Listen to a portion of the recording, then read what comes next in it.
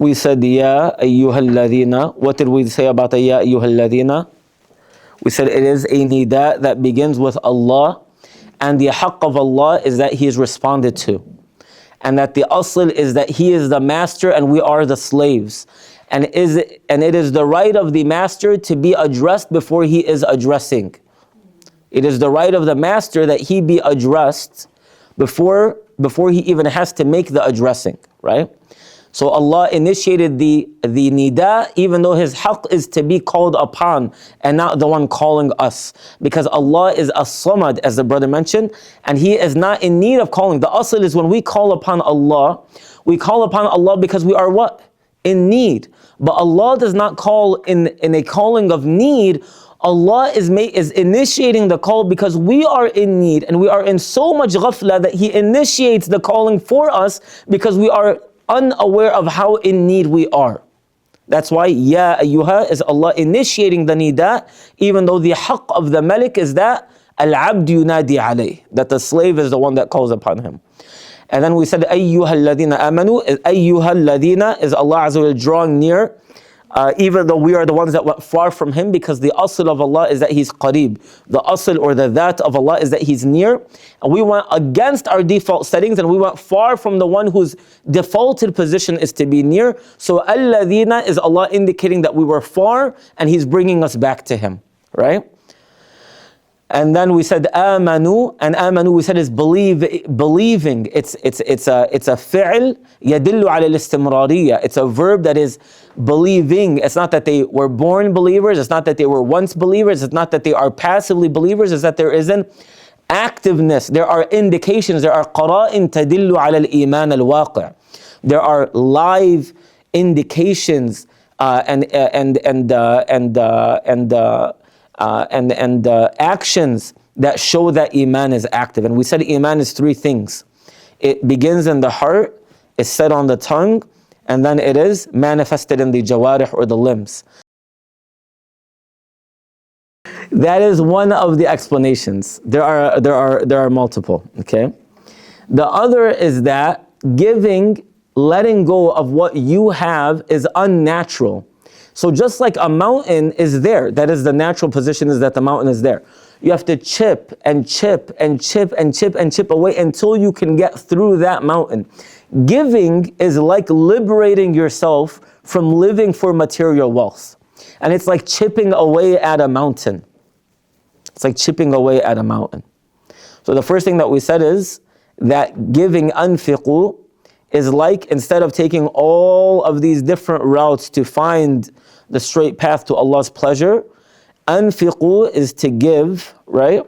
And it is almost like you are finding a shortcut to the pleasure of Allah Azza wa Jalla, to Allah being pleased with you.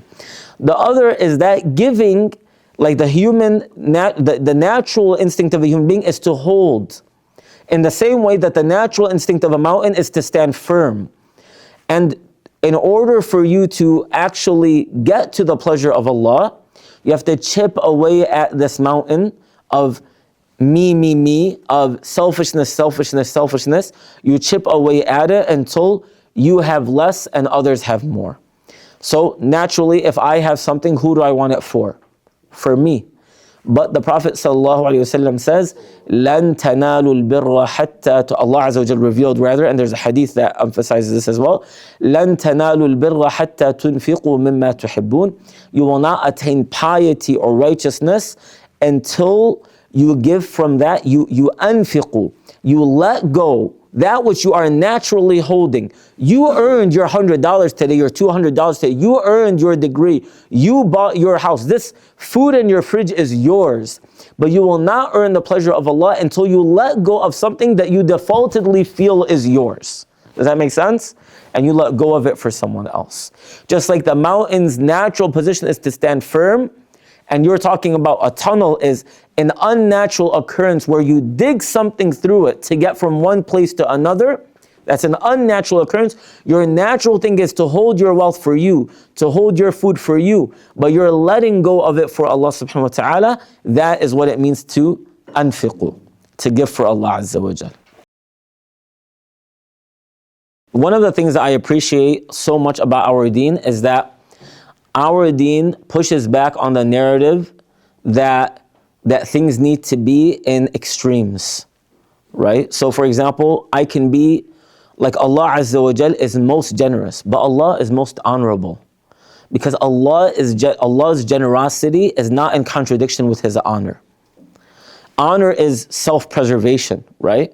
The preservation of the self-dignity, right? The preservation of that. Allah Azza wa Jal is, typically, why are people generous? People like generosity, now we're going to like Freudian thoughts and all these different things, is it's a way to earn or attain the love of others or the appreciation of others, right? But Allah is most generous without any need for anyone to appreciate or love Him Azza wa Jal. So Allah is both most giving and fully independent of anyone's appreciation and love. So this is one of the things that's beautiful about our deen, is that these things are there's not a black and whiteness in these matters. And so you being generous, Allah encourages us time and time and time again in the Quran to be generous, but not generous at the expense of yourself, at the expense of your own self-preservation, to be specific. Maybe at the expense of your self-luxury, maybe at the expense of your self-convenience, but not at the expense of your self-preservation. Does that make sense? There's only one as-samad, right? There's only one as-samad, yeah. As-samad is the self-sufficient. Allah does not task any of us to let go of the care of ourselves in the process of caring for others. And the proof of that is in the Quran and in multiple places where Allah subhanahu wa ta'ala says to preserve yourself before He even mentions family. So here, Allahu A'lam, it looks like it is min at-tab'idiyya. Min at-tab'idiyya, which means al-juz'iyya, kama summiyat al-juz'iyya, which means like a proportionality, which highlights what you were saying, sister, which is we don't give all of what we have, we give a part of what we have, right? So mimma here is from what? Okay, before we said anfiqu is different than a'tu, which means to give. And anfiqu here means, and mimma highlights the broadness of anfiqu because it says mimma, from whatever. Could be give from your time, could be give from your smile, it could be give from your khidmah, it could be give from your attention, it could be anything that you give. And anything that you have for even the 10th of a second is something that you can give. Give from grace, give from forgiveness, give from pardon, anything that you have say over, autonomy over, influence over is something you can give from, right? Even your network at work, all of these things are things that you can give from.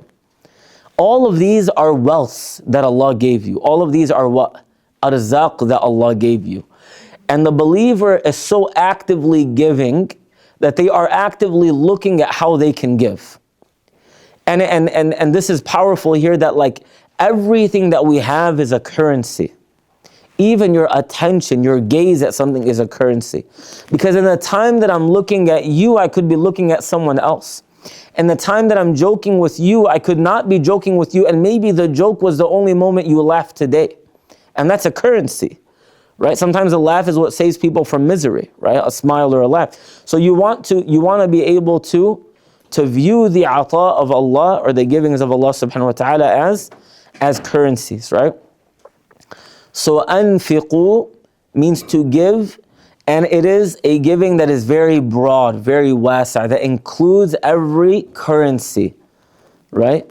So we said there's the currency of time, the currency of attention, the currency of skill, right? What skills do you have? Maybe you know how to sew or to quilt, and don't only give like credibility to skills or talents that socially are valued economically. My sister-in-law began to sew, and I told her you should, she's like sewing scarves and these things, and I told her you should begin to sew and like sell these scarves and all these things. And she said, what did she say? It was a ridiculous, like very woke young people statement. It was like, basically making money is the death of every joy, right? If that doesn't sound like woke culture, I don't know what does. Making money is and I told her, you only can say that. It was actually really, I have to ask her to give me the quote. I told you, that's very convenient for you to say that while you don't have expenses, right? Like, well, yeah, you know, so like someone has to pay the house, the food, you know, but may Allah, this is good, now I need to recover from that. But she's right in that everything being about me gaining creates a culture that is like you're living in Yawm al-Qiyamah before Yawm al-Qiyamah.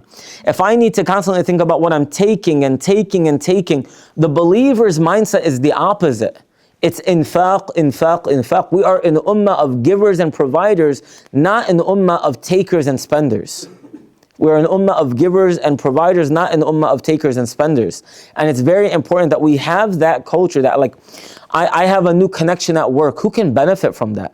I meet someone at the masjid that paints. Who do I know that needs painting in their house, right? Whatever you come across, being that bridge for people's khair is so critical. And this is the opposite. And a community that doesn't do that is a community of people that are insecure, because they think that the success of others is at the expense of my own success. Why else would you hold back? Why else would you hold back? The only thing that would make you hold back is if you are worried that someone else's success takes away from your success, right?